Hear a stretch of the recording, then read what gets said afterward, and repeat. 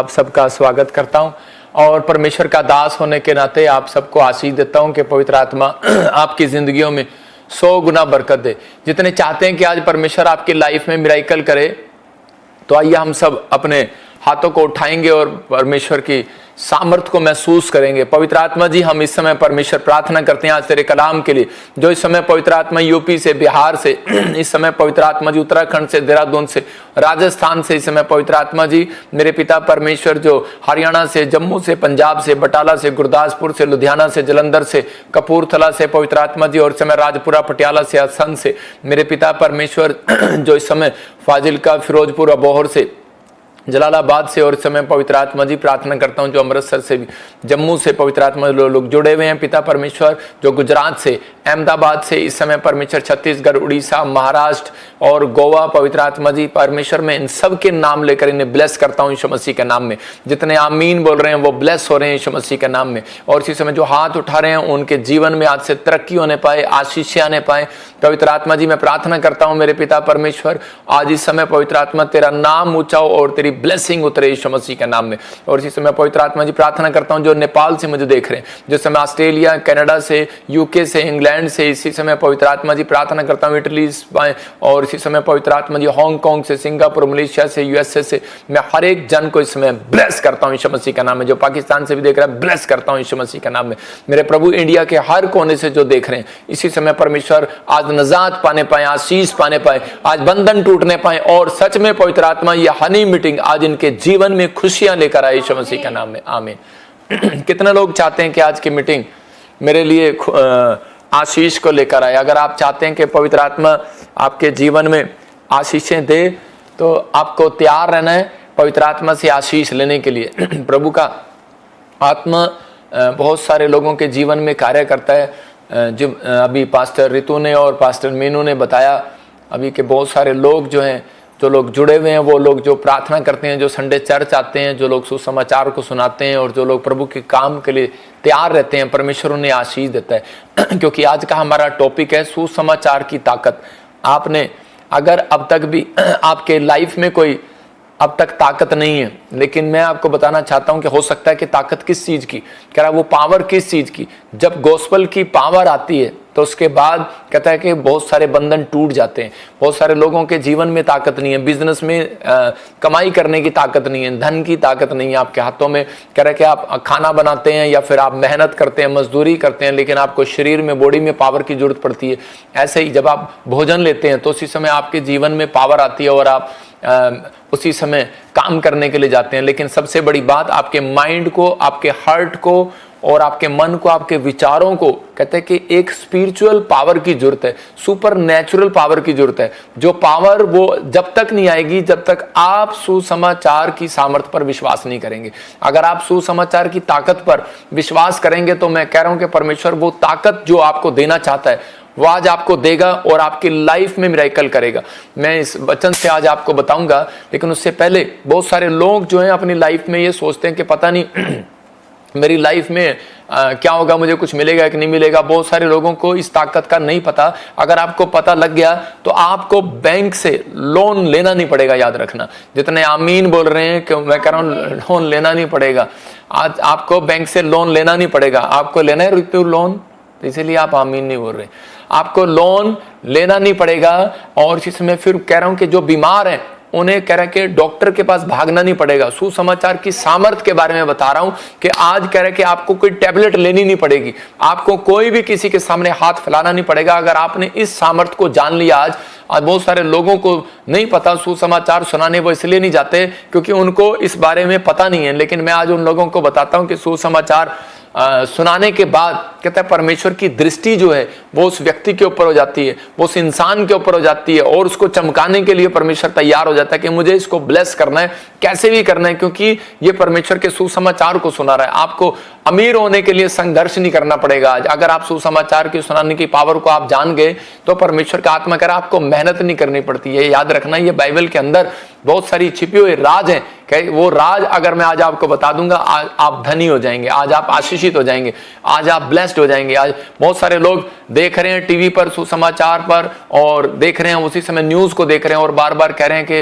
Israel में क्या हो रहा है, ईरान में क्या हो रहा है, इराक में क्या हो रहा है, बम कहाँ गिर रहे हैं, युद्ध कहाँ हो रहा है। मैं उन लोगों को बताना चाहता हूं कि आप इधर उधर ढूंढ रहे हैं कि अंत समय आएगा, अंत समय में ऐसा होगा, आप न्यूज में सुन रहे हैं, लेकिन यीशु मसीह तो पहले से कह चुका मत्ती की किताब में कि आप उसको ढूंढो, जो आना चाहता है उसको ढूंढो, जो वो बता रहा है कि सुसमाचार क्या है। उसने पहले से इस बाइबल के अंदर लिख दिया कि अंत समय में ऐसे होगा कि दुर्घटनाएं घटेंगी, भूकंप आएंगे, अकाल आएंगे, बीमारियां आएंगी, समस्या आएंगी, और देश देश जाति जाति पर चढ़ाई करेगा और लड़ाइयां होंगी आपस में। लेकिन फिर लिखा करा है कि लेकिन तुम घबरा ना जाना। लेकिन वो किसके लिए? जो सुसमाचार सुनाते हैं उनके लिए बात कर रहा है। हर व्यक्ति को घबराने के बचाने के लिए नहीं आएगा यीशु मसीह, उनको आएगा करा जो सुसमाचार की पावर को जान लेगा, जो सुसमाचार की पावर को समझ लेगा।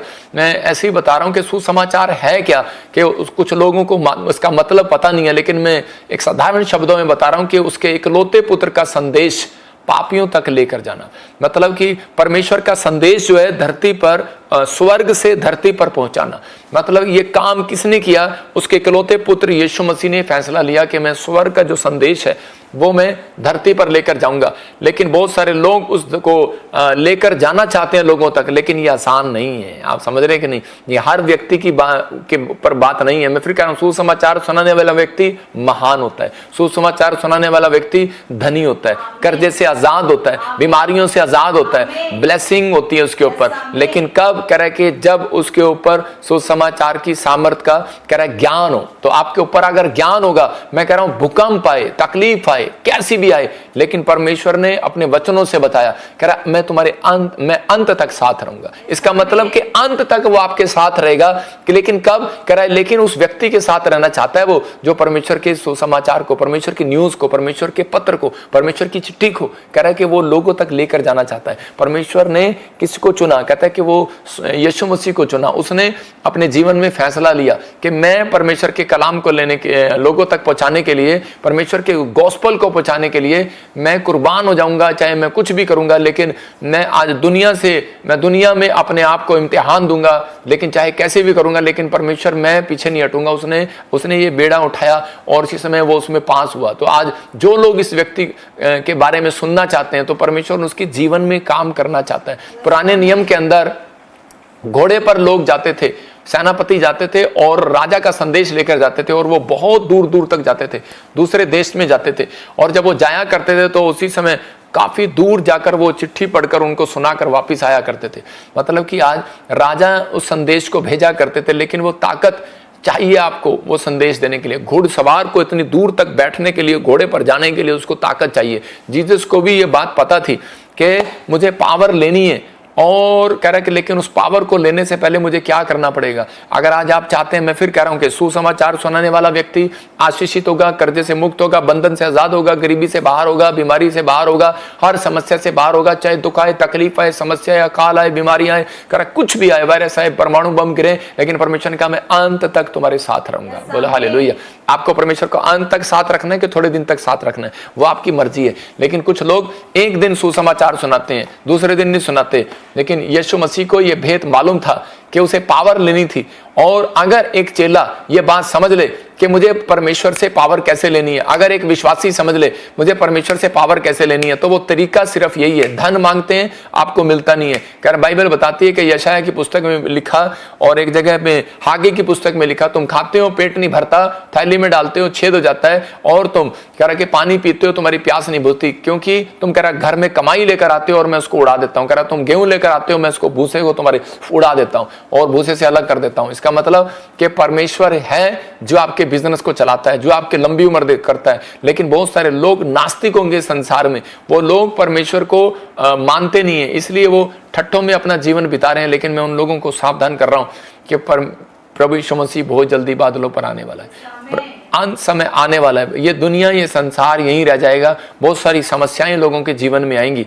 लेकिन लोग कहते हैं कि यीशु मसीह को धरती पे क्यों आना पड़ा, वो ऊपर से ही कह देता। लेकिन मैं थोड़ा सा एक उदाहरण से आपको समझा रहा हूं। एक बार एक किसान था, और उसी समय किसान ने क्या किया, किसान जो है वो एक गांव के अंदर रहता था, बाहर जंगल में, और उसी समय उसने एक बड़ी कोठी बनाई हुई थी। और लेकिन वो कोठी वो शीशों वाली थी, इधर भी शीशे और इधर भी शीशे।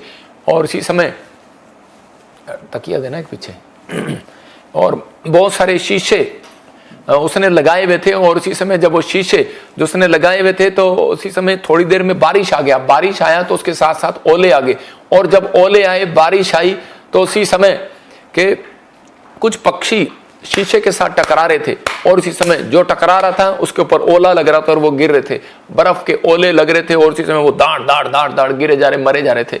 और इसी समय किसान ने जब खिड़की खोली तो उसने किसान ने कहा, यार इतने सारे पक्षी मर गए और इसी समय मेरे घर के अंदर आना चाहते थे, काश मैंने बचा लेता। उसने दोबारा से खिड़की खोल दी, ओले तो अंदर आए, लेकिन उस समय में वो पक्षी जो है, जो बाहर थे, वो इतने बड़े आदमी का मुंह देखकर वो डर गए, और इसी समय वो अंदर नहीं आए, बाहर ही उनको ओले लगते रहे, लेकिन वो बाहर दीवार पर चिपके रहे, लेकिन वो मरते गए मरते गए मरते गए। लेकिन उसी समय वो किसान ने घुटने टेके और प्रार्थना किया। उसने कह रहा कि परमेश्वर मुझे कोई ऐसी भाषा दे, कहता कि परमेश्वर के, ताकि ये मेरी बात को सुन सके, कि ताकि मेरी बात को सुन सके, मेरी आवाज समझ में नहीं आ रही, इनको मेरे को या फिर कबूतर बना दे, मैं कबूतरों को बचा सकूं, या फिर मेरे को चील बना दे, मैं चील को बचा सकूं, मुझे कोई ऐसे जानवर बना दे कि मैं इन जानवरों को अंदर ला सकूं।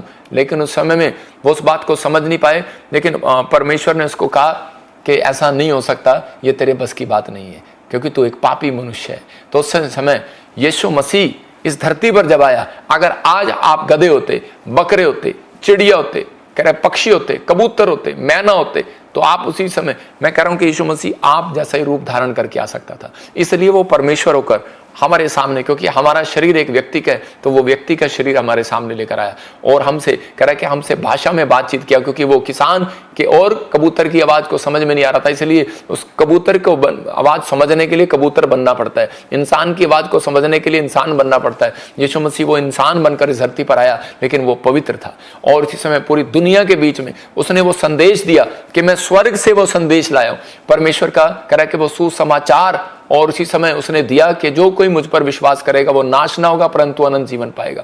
तो एक पापी व्यक्ति जब विश्वास करता है तो उसी समय परमेश्वर उसके पापों को खत्म कर देता है, क्योंकि उसने उन लोगों के लिए कह रहा है कि उन पापों के लिए, उनकी बीमारियों, उनके कर्जों को, उनकी सारी शर्मिंदगी को अपने ऊपर ले लिया, और उनको परमेश्वर को कहा, परमेश्वर इनके पाप क्षमा कर। और उसी समय परमेश्वर ने कहा ठीक है, लेकिन जो कोई तेरे ऊपर विश्वास करेगा उसके पाप क्षमा करूंगा। ये नहीं गांव में लाइट तूने लगवाई और सरपंची का इलेक्शन तूने लड़ा, लेकिन कह रहा है कि और वोट किसी और को दे दे लोग, तो इसका मतलब परमेश्वर ने कहा जो कोई तुझे वोट देगा, जो कोई तेरे ऊपर विश्वास करेगा, वो अनंत जीवन को पाएगा। तो ये कहानी, ये सच्ची कहानी है। मैं कह रहा हूं कि ये परमेश्वर की ओर से, ये पवित्र शास्त्र बाइबल बताती है कि यीशु मसीह को धरती पर क्यों आना पड़ा, क्योंकि इस धरती पर एक भी पवित्र उसे ना मिला, इसलिए परमेश्वर ने अपने इकलौते पुत्र को धरती पर भेजा। लेकिन अब हम सुनते हैं कि मत्ती की किताब 3:13 और उसका 16 हम पढ़ेंगे, तो बाइबल बताती है कि यीशु मसीह को धरती पर आने से पहले एक आज्ञा पूरी करनी थी, सुसमाचार की पावर लेनी थी उसने, सुसमाचार की ताकत। और उसी समय जब वो सुसमाचार की ताकत क्या थी कि यूहन्ना बपतिस्मा देने वाला उन दिनों में वहां पर खड़ा था, और वो उस समय में यीशु मसीह उसके पास आता है। 3:13 में लिखा, उस समय यीशु गलील से यरदन नदी के किनारे यूहन्ना के पास उससे बपतिस्मा लेने आया। और इसी समय यहां पर यूहन्ना क्या कह रहा है, यूहन्ना कह रहा है कि मैं आपको कैसे बपतिस्मा दे सकता हूं, रोकने लगा। लेकिन उसी समय यीशु मसीह ने कहा, कह रहा मुझे रोक मत, कह रहा कि मुझे तो स्वयं तुझसे बपतिस्मा लेना है। और उसी समय उसने कहा कि मुझे तुझसे स्वयं बपतिस्मा लेना है, की आवश्यकता है, तू मेरे पास आया है। यीशु ने यूहन्ना बपतिस्मा कहने लगा मुझे तो तेरे से बपतिस्मा लेना है, लेकिन यीशु मसीह ने कहा नहीं, कह रहा ये होने दे। उत्तर में यीशु क्या कर रहा है, 15 रख। और इसी समय 15 में लिखा, कह रहा यीशु मसीह ने उससे कहा अभी तो इसे इसी प्रकार होने दे, हमें जो परमेश्वर चाहता है उसे पूरा करने के लिए यही करना उचित है। मतलब ठीक है, इसका मतलब कि परमेश्वर ने उसको समझाया था कि धरती पर जाना, और कह रहा कि अगर किसी को परमेश्वर की पावर लेनी है तो उसी समय उसको, अगर सुसमाचार सुनाने की पावर लेनी है तो उसी समय कहता है कि आपको एक आत्मिक व्यक्ति बनना पड़ेगा। जब आपको बैप्टिज्म लेंगे तो उसी समय आपके ऊपर परमेश्वर का आत्मा आएगा। और जब हम 16 को पढ़ते हैं तो वहां पर क्लियर लिखा 16 में कि उसी समय कह रहा तब यीशु ने बपतिस्मा लिया, जैसे ही वह जल से बाहर निकला और लिखा आकाश खुल गया, उसने परमेश्वर के आत्मा को एक कबूतर के तरह नीचे उतरते हुए और अपने ऊपर आते हुए देखा, और स्वर्ग में से एक आवाज आई कि ये मेरा प्रिय पुत्र है और इसकी सुनो, इसकी सुनो, इसकी सुनो। इसका मतलब कह रहा है मैं इससे प्रसन्न हूं। हालेलुया। तो परमेश्वर किस व्यक्ति से प्रसन्न होगा? कहता है कि जब आप बैप्टिज्म लेते हैं तो उसी समय, इसका मतलब बपतिस्मे का मतलब कि यीशु मसीह ने बताया, कहता है कि मैं एक व्यक्ति को, कहता है परमेश्वर जो है वो एक पापी व्यक्ति को देखना पसंद नहीं करता, उसकी पीठ रहती है।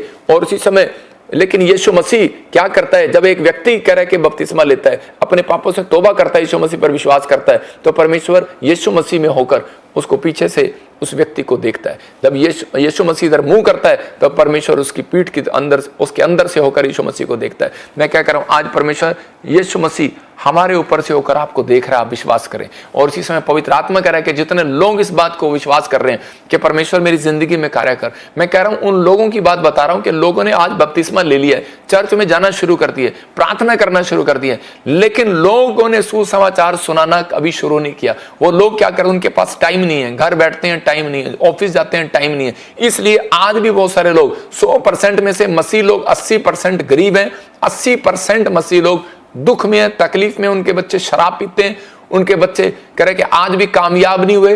कारण यही है क्योंकि उनको परमेश्वर की सामर्थ का नहीं पता है। अगर आप चाहते हैं कि यीशु मसीह की सामर्थ मेरे ऊपर आए, अगर आप चाहते हैं कि आज वो ताकत मेरे ऊपर आए, तो आपको गोस्पेल की ताकत को जानना पड़ेगा।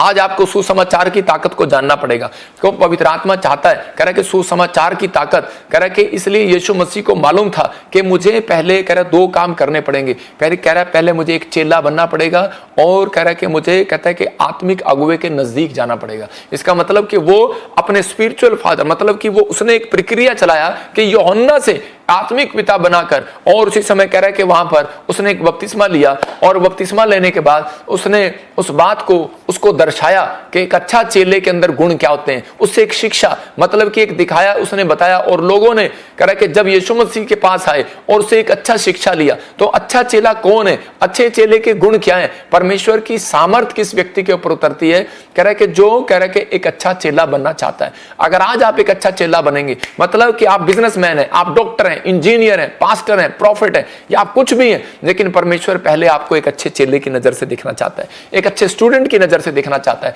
वो इसलिए बोलता है कि मेरा दास है, मेरे स्टूडेंट है, मेरे चेले, आ मैं तुझे, तुम हर बातों में विश्वासी हो गया रहा। तो इसलिए परमेश्वर बता रहा है, इस बात को आप लिख सकते हैं कि मैं आपको दिखा रहा हूं कि एक अच्छे चेले के गुण क्या होते हैं। कि एक अच्छे चेले के गुण, कह रहा है कि अपने गुरुओं की शिक्षा पर चलने वाला होगा। कह रहा है कि अच्छे चेले के गुण, ये गलत दिखा रहे तो एक अच्छा चेला क्या होगा, एक चेला क्या होता है? कह रहा है कि अपने गुरु की शिक्षा पर चलने वाला, विश्वास करने वाला होता है। कह रहा हर बात पर एक अच्छा चेला खोए हुए को ढूंढने वाला होगा, गुरु के साथ निजी रिश्ता बनाता होगा, चेला हमेशा सीखने वाला होगा, गुरु के पीछे चलने वाला होगा, स्पिरिचुअल फादर के, बाइबल का अध्ययन करने वाला और प्रेयर करने वाला होगा, आत्मा से भरा होगा और प्रेम करने वाला होगा, और खोए हुओं को ढूंढने वाला।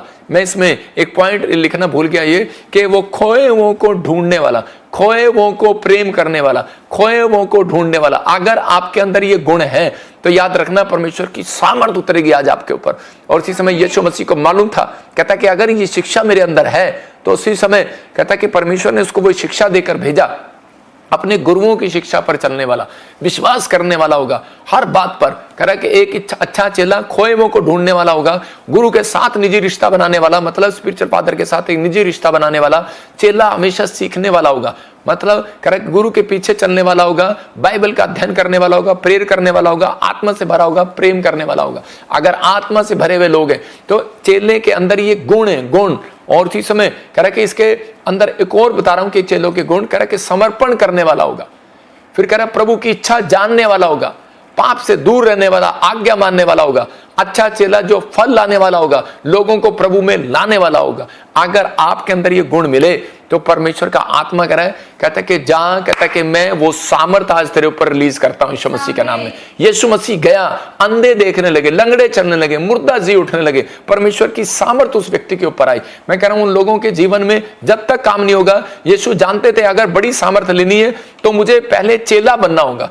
आज बहुत सारे लोग पहले बाप बनते हैं, सीधा आते ही, हाँ पास्टर बनाओगे मुझे, हाँ इसी समय मुझे एक अच्छा नौकरी दिलाओगे, अगर मुझे नौकरी मिलेगी, मुझे घर मिलेगा, अगर मुझे बिजनेस मिलेगा, PR मिलेगी, मुझे ये जीवन मिलेगा, मैं चंगा हो जाऊंगा, तो मैं आपके चर्च में आऊंगा। परमेश्वर कहता है नहीं मिलेगा आपको। समझ रहे हैं कि नहीं? तो पहले परमेश्वर आपको ये देखना चाहता है, आप समर्पण करने वाले हैं, प्रभु की इच्छा पर चलने वाले हैं, पाप से दूर रहने वाले हैं, आप अच्छा चेले। अगर आप अच्छे चेले हैं, आपने जीवन दे दिया है, सबसे पहले यीशु मसीह ने यही काम किया, उसने कहा उस आज्ञा को पूरा होने दे, मुझे बपतिस्मा लेने दे। और उसके बाद वो एक चेला बना। उसने कहा कि मैं आज एक ऐसा अपने आप को इतना डाउन कर लिया कि वो शिक्षा जो परमेश्वर से लेकर आया था, वो अपने पिता की शिक्षा को बांट रहा था। तो इस समय अगर आज आप कह रहे कि बड़ी तरक्की करना चाहते हैं, बड़ी बड़ी ऊंचाइयों पर जाना चाहते हैं, तो चेला क्या होता है? कह रहा है कि एक अच्छा विश्वासी क्या है? आज आप एक विश्वासी, आप कहते हैं यीशु मसीह में विश्वास करता हूं, मैं विश्वासी हूं, मैं बिलीवर हूं, लेकिन परमेश्वर का आत्मा अगर देखता है, अगर रिजल्ट निकाले हम किसी विश्वासी का, तो वो 100% में से 80% दुखी है।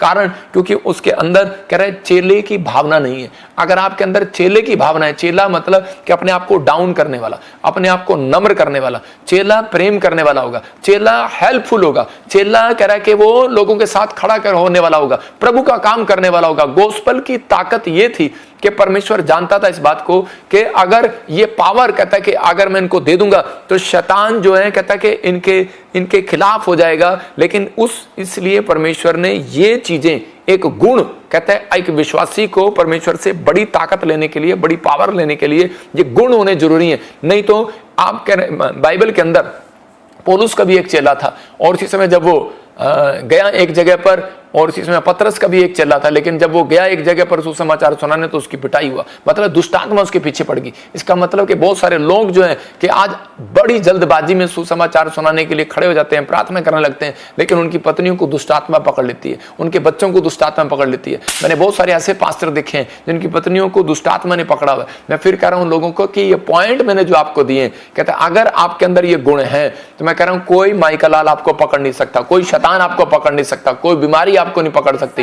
आप अंत तक परमेश्वर आपके साथ रहेगा। मैं कह रहा हूं कि आपके ऊपर परमेश्वर का अनुग्रह रहेगा, आपकी ब्लेसिंग उतरेगी यीशु मसीह के नाम में। लेकिन आपको कहना आज परमेश्वर कि मैं सुसमाचार वो जो तेरा स्वर्ग से धरती पर मैं पहुंचाने के लिए मैं तैयार हूं, मैं फैसला लेना चाहता हूं परमेश्वर यीशु मसीह की तरह। तो इसने दो काम किए, कह रहा कि पावर और अनॉइंटिंग चाहिए, इसलिए बपतिस्मा लिया उसने और चेला बना। तो कह रहा कि दूसरा स्पिरिचुअल फादर चाहिए, शिक्षा, और उसने शिक्षा दिया कि परमेश्वर के मैं अपने स्पिरिचुअल फादर की प्रेयर, कवरिंग प्रेयर में रहूंगा। तो अगर आप एक कवरिंग प्रेयर में, अधीनता में, तो परमेश्वर का आत्मा आज आपको सामर्थ देगा। लेकिन मैंने ये बात बताई कि आप जब तक सुसमाचार नहीं सुनाते कि यीशु मसीह ने आके क्या कहा, मेरे पिता ने ये कहा, मेरे पिता ने वो कहा, मेरे पिता ने ये कहा, लेकिन आपने क्या कहा जब से पैदा हुए? मेरे बाप ने ये कहा, मेरी माँ मुझे मारती है, मेरा बेटा मुझे मारता है, मेरा बाप मुझे ये करता है। आपने कितनी बार यीशु मसीह का प्रचार किया? मैं कह रहा हूं कि अगर कोई यीशु मसीह का सुसमाचार अगर आप लेकर जाते हैं, सुसमाचार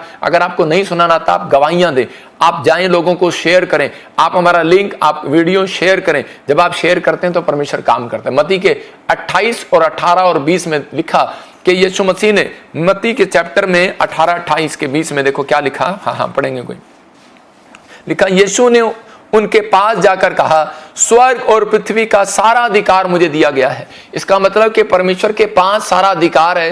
यीशु मसीह ने कहा कि बस तुम एक काम करो कि तुम लोगों को यह बताओ, बस पाप ना करो। तुम अगर कोई पापी है और उससे पाप नहीं छूट रहा, उसको बताओ यीशु मसीह से प्रेयर कर, यीशु मसीह तेरे पाप को छुड़ा सकता है, तेरे नशे को छुड़ा सकता है, तुझे बीमारियों से आजाद कर सकता है, क्योंकि वो तेरे लिए क्रूस पर मारा गया, तीसरे दिन मुर्दों में से जी उठा। तो उसी समय यहां पर बता रहा था, कह रहा है कि यीशु ने उसके पास आकर कहा, स्वर्ग और पृथ्वी का अधिकार मुझे दिया गया। मुझे कहता कि बोल तुझे क्या चाहिए? कहता मैं दे सकता हूं। अंधे को आंख चाहिए, दे सकता हूं। उस समय में मैं कह रहा हूं गवर्नमेंट जॉब नहीं होती होगी, नहीं तो गवर्नमेंट जॉब भी मांग लेते लोग, यीशु मसीह दे सकता है। मैं कह रहा हूं आज क्या चाहते हैं आप? हेलीकॉप्टर चाहते हो? उस समय में हेलीकॉप्टर नहीं था, यीशु मसीह दे सकता है। मैं कह रहा हूं लेकिन यीशु मसीह ने कहा स्वर्ग और पृथ्वी का सारा अधिकार मेरे पास है। आप क्या चाहते हो? आप भाग रहे हो पैसे के लिए, आप भाग रहे हो गाड़ी के लिए, आप भाग रहे हो शरीर के लिए, आप भाग रहे हो, लेकिन पवित्र आत्मा कहता है कि जो व्यक्ति कहता है मेरे सुसमाचार को फैलाता है, कह रहा है कि एक व्यक्ति को चेला बनाता है, एक व्यक्ति को सुसमाचार सुनाता है, पिता पुत्र पवित्र आत्मा के नाम से बपतिस्मा देता है, कहता है कि उसको लाइफ में कभी दुख नहीं होगा, लाइफ में समस्या नहीं आएगी, लाइफ में कहता है कि परमेश्वर उसके साथ रहेगा। यहां पर लिखा, मैं इसी के 20 को पढ़ रहा हूं, इस लास्ट में तो लिखा, देखो मैं जगत के अंत तक सदा तुम्हारे साथ रहूंगा। बोला हालेलुया। कह रहा है कि मैं जगत के एंड तक रहूंगा। और आपको न्यूज चैनल में लिखा आ रहा है कि कई न्यूज चैनल ने भी बोलना शुरू कर दिया है, अब न्यूज चैनल ने बताना शुरू कर दिया है कि बाइबल की घटनाएं सच्ची हो रही हैं, बाइबल की बातें सच्ची हो रही हैं, यीशु मसीह बड़ी जल्दी आने वाला है। और उसी समय न्यूज चैनल ने, बहुत सारे न्यूज चैनल ने हमारा मजाक उड़ाना शुरू कर दिया कि तो मुर्दे जिंदा करते हैं। मैं कह रहा हूं कि मत्ती की किताब में एक जगह 8वें अध्याय में क्लियर लिखा कि मैं एक जगह पढ़ रहा था कि परमेश्वर के आत्मा ने उनको कहा, कहता कि मैंने तुम्हें वो पावर दी है। पावर कौन सी पावर? कि मैं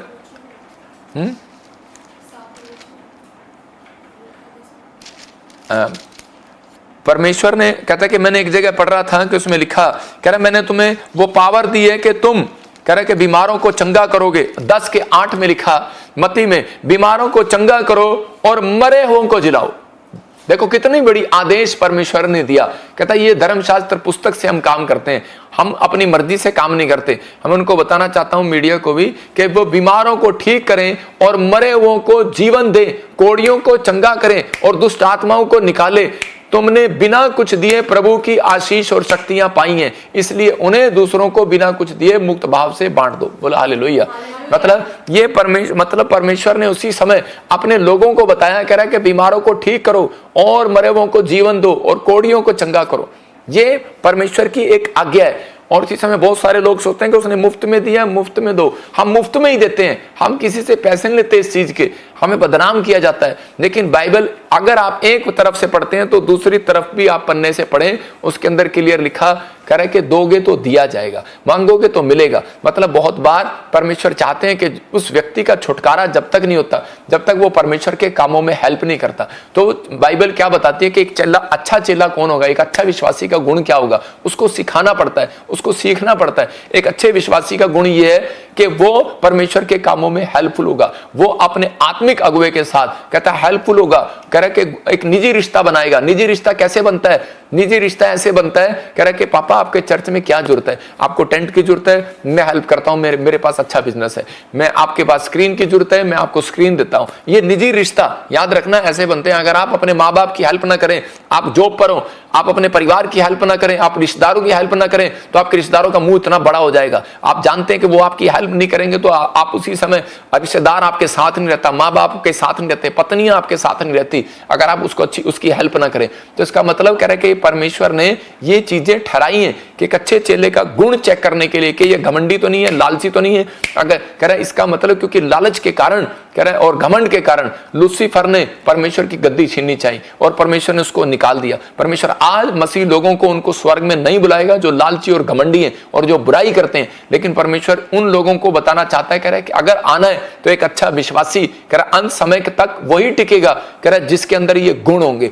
अगर आपके अंदर गुण नहीं है ये, तो मैं कह रहा हूं कि आप, कह रहे एक अच्छी क्वालिटी आपके अंदर नहीं है, तो आप उसी समय आप एक अच्छे लेवल पर नहीं जा सकते। अगर आपके अंदर ये गुण है, आपके कैरेक्टर में गुण है, आपके चरित्र में गुण है, सिर्फ आपको सिखाया जा रहा है व्यभिचार से दूर रहो, शराब से दूर रहो, ठीक है, लेकिन कहता है कि अच्छा गुण, कहता है कि ये है, कह रहा है कि जब आप एक अच्छा निजी रिश्ता बनाते हैं, निजी रिश्ता उसी का बनता है परमेश्वर के साथ, कह रहा है कि जो कह रहा है पाप से दूर रहता है और नफरत करता है, और पवित्र आत्मा कह रहा है वो सामर्थ उतरती है और पावर देता है, कहता है, लेकिन उस व्यक्ति को एक फैसला लेना पड़ता है, अपने आप को अलग करना पड़ता है। यीशु मसीह ने ये पावर लेने के लिए, बहुत सारे लोग सोचते हैं कि शायद मेरा बिजनेस क्यों नहीं चल रहा, मेरा घर क्यों नहीं चल रहा। आज भी बहुत सारे लोग मसीह में आने के बाद दुखी हैं, क्योंकि ये महान आदेश है, जाओ पृथ्वी के छोर तक जाकर सुसमाचार सुनाओ, जाओ लोगों को बताओ जो मेरा बाप स्वर्ग से आया वो किस लिए आया। अगर आप नहीं सुनाएंगे, याद रखना मैं कह रहा हूं कि परमेश्वर आपकी लाइफ में बढ़ोतरी नहीं करेगा। बहुत सारे लोगों की बढ़ोतरियां इसलिए रुकी हुई हैं। सबको जय मसीह की, मैं जतिन बब्बर और आप देख रहे हैं मसीह परिवार चैनल। जैसे कि आप सब जानते हैं कि मैं इस चैनल पे प्रभु के अलग अलग दासों की वीडियोस डालता हूं, तो अगर आपको हमारा चैनल अच्छा लगता है तो आप इस चैनल को ज़्यादा से ज़्यादा सब्सक्राइब जरूर करें, ताकि आप प्रभु के वचन को सुन सके। वीडियोस को ज़्यादा से ज़्यादा शेयर करें, ताकि जिन लोगों तक वचन नहीं पहुंचा उन तक भी वचन पहुंच सके। सबको जय मसीह की। एक बार मैं आपसे दोबारा कहूँगा कि इस चैनल को सब्सक्राइब जरूर करें और वीडियोस को ज़्यादा से ज़्यादा शेयर करें। जय मसीह की।